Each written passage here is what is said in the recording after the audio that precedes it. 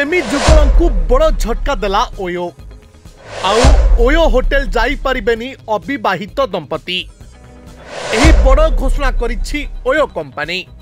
दर्शक बंधु आजिकल समय प्रेमी जुगल टिके अधिक समय बेतवा पाई बा किछि स्पेशल समय अतिबाहित करबा पाई परस्पर सह ओयो होटेल बुक करिथांती एवं निज मनर मनीष सहित समय बिताई थांती।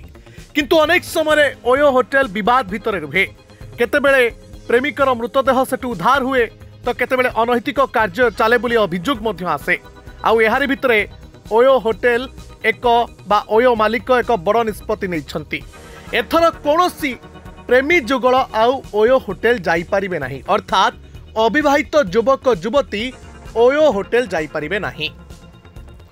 अविवाहित दंपति को ओयो होटेल मना ए बड़ घोषणा करिछि ओयो कंपनी। तार चेक इन नियम रे बड़ परिवर्तन करबा सह होटेल रे एहाकू लागू करबाकू निर्देश दैछि। नुआ नियम अनुसार अविवाहित दंपति एबे रूम बुक करि पारिबे नाही। नुआ वर्षर नुआ गाइडलाइन लागू होइछि। कंपनी पक्षर कहा जाइछि कोनोसी ओयो होटेल रे चेक इन करबा समय जने दंपति समानक संपर्कर उपयुक्त प्रमाणपत्र देखाइबाको बाध्य, अर्थात सेमान जदि अविवाहित होइतिबे तेबे सेमानकू ओयो होटेल मना। ऑनलाइन बुक बेले मध्य ए नियम लागू हेबो। गुरुत्वपूर्ण कथा हेउची ए नियम केवल मेरठ ओयो होटेल गुड़िक पई लागू हेबो। किंतु रिपोर्ट अनुसार जदि एठारे कंपनी को भल फीडबैक मिले ताहले नियम को बाकी शहर गुड़िकरे लागू करबा उपरे विचार करिवे।